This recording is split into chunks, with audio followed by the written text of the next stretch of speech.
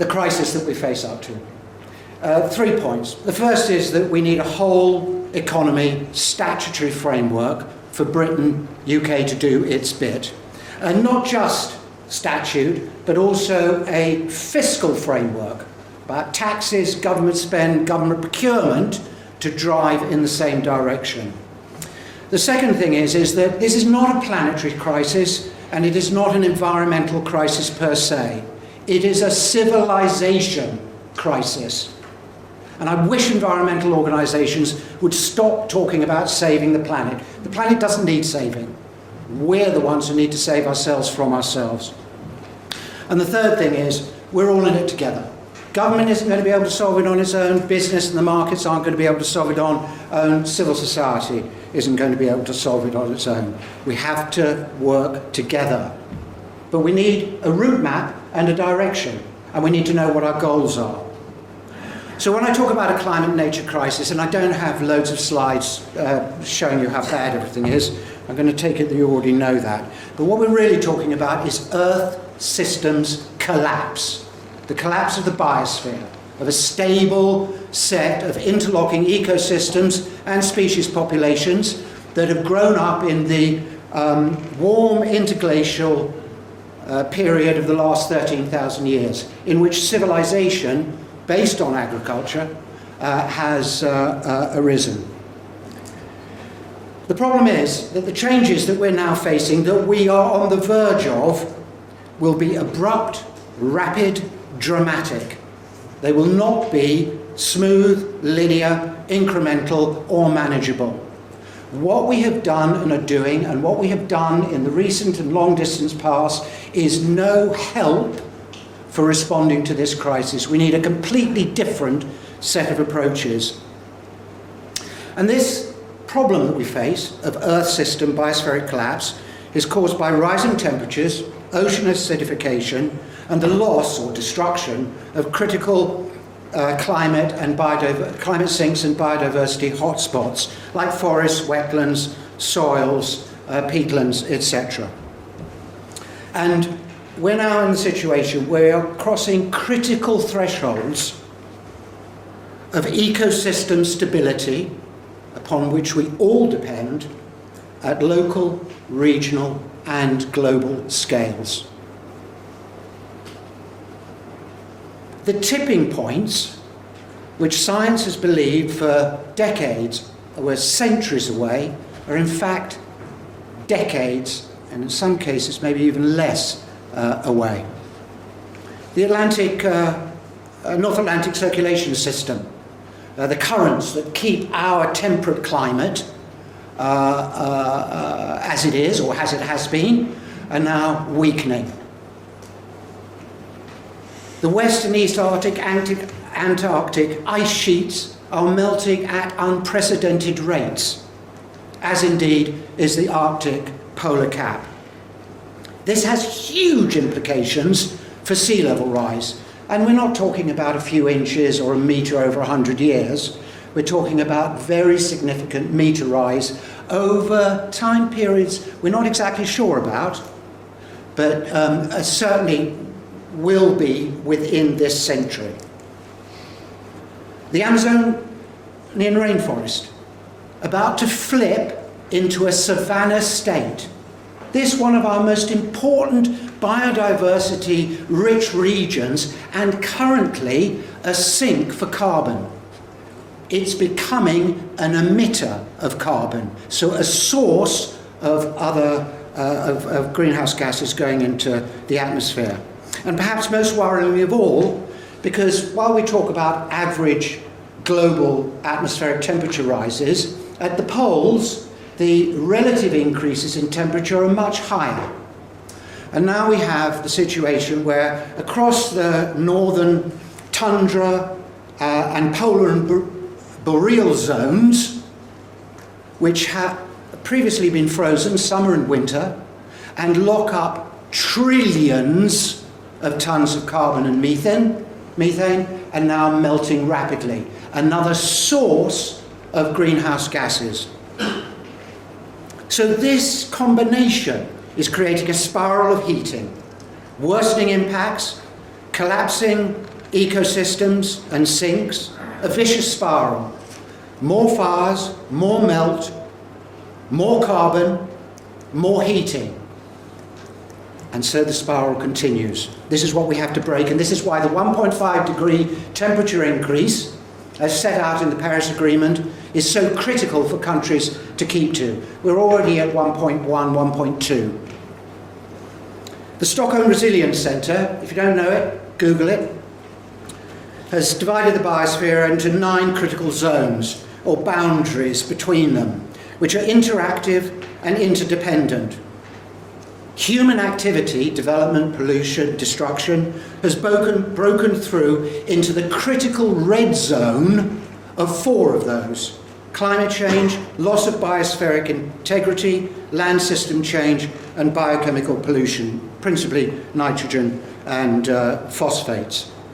The 2 core zones are climate change and biosystem integrity. Once they start going, is a ripple effect through all the rest. We live on an interconnected planet, but we don't behave like it. And of course then we've got the 6th great environmental extinction going on since the history of life. This one caused by human beings. So we've just had the Environment Act passed. Is that going to solve the problem? No, it's not. It's a good framework, and it's better to have than not, but it's got fundamental weaknesses, and we need something more already. Basically, it's a missed opportunity. Those weaknesses include the questionable independence of the new green watchdog, the Office for Environmental Protection. The idea that it's important to pay regard to environmental principles, the integration principle, the prevention principle, precautionary, rectification at source, and polluter pays principles. But this is only guidance. It's not duties on government departments or on the commercial sector. And it also exempts anything Treasury does or the Ministry of Defence. It does set legally binding targets, but for 15 years away. There are going to be no legally binding interim targets to carry out the duties of the Environmental Act. Water and sewage pollution, very weak. The duty on water companies, for example, only covers the importance of reducing sewage from storm overflows, not from the deliberate release of sewage that's going on the whole time. The nature-only commitment to halt species decline by 2030. Okay, but there's no reversal, and we need a reversal by 2030, regeneration by 20, not just halting the decline. The local nature recovery strategy, good, but no legal force. Forest protection, for forest products or products that are produced on cleared forest land, only covers illegal deforestation as defined by the country of origin. It won't have any effect at all over Brazil or Indonesia. So, Environment Bill, okay, missed opportunity, need to do much better. And that's what this Climate and Ecological Emergency Bill sets out to do. It's a joined-up approach to the crisis, focusing on urgency, science, targets, fairness, and accountability, emphasising the interconnected nature of climate and the natural world and human beings. And if we don't decarbonise the economy and don't stop destroying the natural world, we won't prevent Earth systems from collapsing. At the recent Conference of Parties 26, the climate change, so-called climate change conference, just finished, the nationally declared contributions from each of the parties, the nation states, and their pledges have never been met in the past, amounts to warming of at least 2.4 degrees centigrade. The UK's net zero by 2050 flagship policy, the goal and target is way too weak. It's got 5 fatal flaws. It relies on untested technologies, basically to pull carbon out of the air, negative emission technologies or to capture it and put it underground, various types of carbon capture and storage. It assumes a UK carbon budget that is twice what our fair share is under the Paris Convention, Paris Agreement and the Climate Convention. And that's the fair share of the available global carbon budget, the amount of carbon that could be emitted before we break through 1.5 degrees centigrade. It breaks the most important international obligations, the Paris Agreement, the Biodiversity Convention, and the United Nations Framework Convention on Climate Change. And it relies on our being able to offset our unfair emissions by planting trees overseas. Forget it. Kevin Anderson from the Tyndale Centre, one of the world-leading scientists who helped draft the bill, summed it up as this: the UK's net zero strategy falls far short of both its Paris and G7 temperature and equity commitments. Scour the associated spreadsheets and the numbers reveal a story of subterfuge, delusion, offsetting and piecemeal policies, all dressed up as a shiny new strategy for COP26. Remove the reliance on other nations offsetting our emissions and today's children deploying negative emission technologies to suck carbon out of the air, and the UK's total carbon budget is more in line with 2.5 to 3 degrees centigrade of warming than of 1.5 to 2 degrees under the Paris Agreement.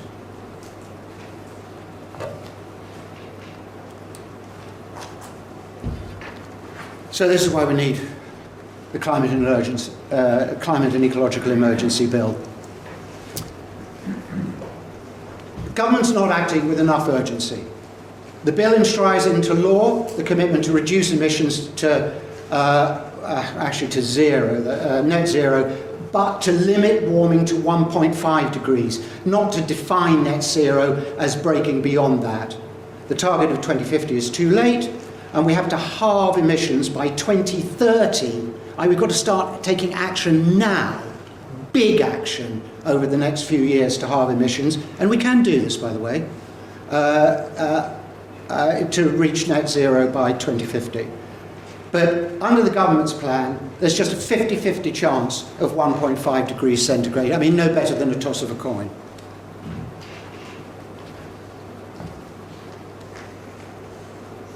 The government has repeatedly stated its goal is to achieve 1.5 degrees centigrade. The Climate Change Act, which was well beaten 10 years ago, the Environment Act and the Net Zero by 2050 plan do not do that. The bill does do that. So, government, why not pass the bill? It does what it says you say you want to do. The government goal for nature is to reverse biodiversity loss by 2030, not just to halt it, but to reverse it. Johnson, our Prime Minister, signed the Global Leaders Pledge early in the summer, Global Leaders Pledge for Nature, which had exactly that target in it, reversing the decline in nature and biodiversity by 2030. Oh, good, 5 minutes. The Environment Act doesn't do this, but the CE bill does do that. So, why we need the CE bill? Fairness. The government will be fully accountable for all domestic emissions, including aviation and shipping. That's one of the problems with the Climate Change Act. It didn't cover those two sectors. The government and UK companies will be responsible for emissions resulting throughout our domestic and international supply chains, our entire carbon footprint, including all the materials that flow along those supply chains, whether they're to do with agriculture or construction or whatever. And the bill stops unproven negative emission technologies being used as an excuse. Accountability. The government, under this law, will be held fully accountable for the protection and restoration of UK nature, with a focus on biodiversity, soils and natural carbon sinks. The government and all UK companies will be responsible for stopping the damage caused to nature by domestic and international supply chains, which deliver the goods that we consume.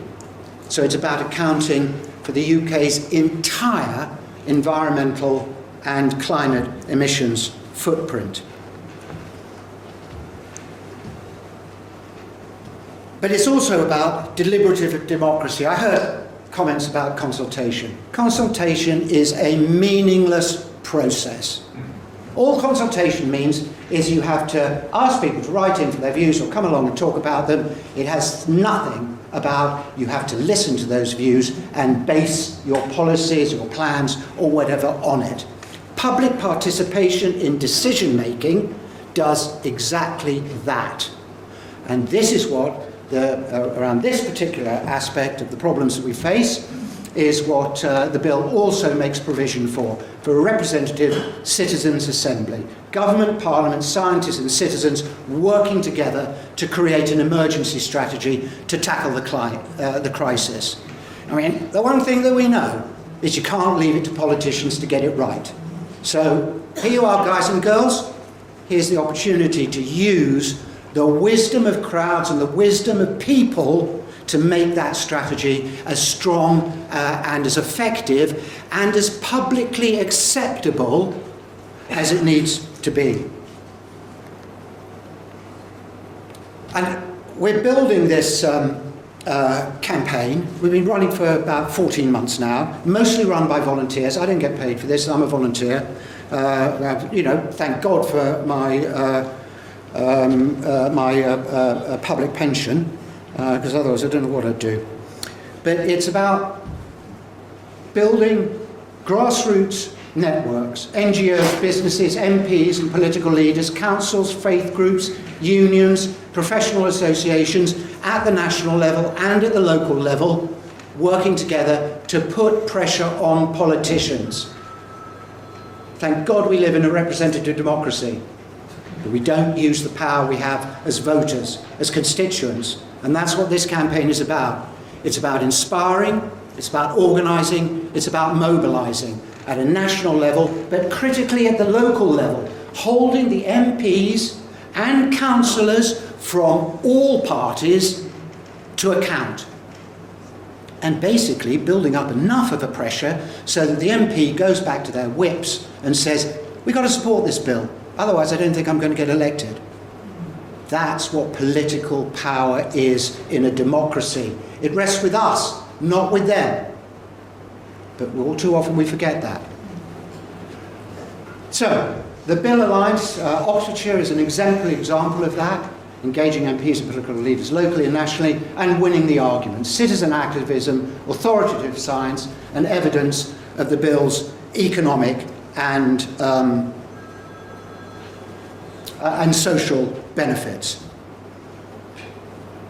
This campaign model is about strengthening parliamentary democracy by creating active links between constituents and MPs and councillors of all parties. This is not a party political campaign in any way. It's legal, it's peaceful, and it's evidence driven. So 1 year on, where have we got to? We've got 118 cross-party MPs, 29 peers, 146 councils. Well, you can read that as well as I can. The Lib Dems and the Greens and Plaid Cymru have made the bill party policy. We've got over half the Parliamentary Labour Party supporting the bill, and we're working on the shadow cabinet. Annalise Dodds, I'm thinking of you. And, yeah. So, this is my summary. This bill is about tackling the climate-nature crisis as one. It covers the UK's entire environmental and climate footprint. It sets core statutory climate and nature targets in the short and medium as well as the long term. It's rooted in science. It provides for an emergency climate and nature strategy to be stimulated by the PM and to be endorsed and help developed by the Citizens' Assembly and obviously by Parliament. It meets the Paris Agreement of 1.5 degrees centigrade and the Biodiversity Convention obligations that we have for COP15, which is coming up in April in China, and the Leaders' Pledge for Nature that our Prime Minister signed in the summer. It's about ecosystem and nature protection and restoration at home and overseas, for biodiversity, for soils, for forests, for wetlands, for grasslands, for other types of sink. It applies across all UK supply chains and materials. It's about total consumption emissions, and it encourages a just transition for communities, industries and workers most at risk and who find it most difficult for curbing emissions. These are our fellow citizens and industries that need the most help. It's about public participation, and it's been drafted by renowned climate scientists, ecologists, parliamentary lawyers, economists, and some of us campaigners. And this is what I'm finishing on. We're all in this together. We've all got to act together. This statutory framework turns pledges into law, so there are no more broken promises, no more gaping holes in existing legislation or half-hearted responses. We've got the solutions. We've got the technologies. We've got the money. We have the planet management knowledge. The only thing that's missing is political will and time to act. And that's what this campaign is all about. So it'd be lovely if you all joined in. Thanks very much.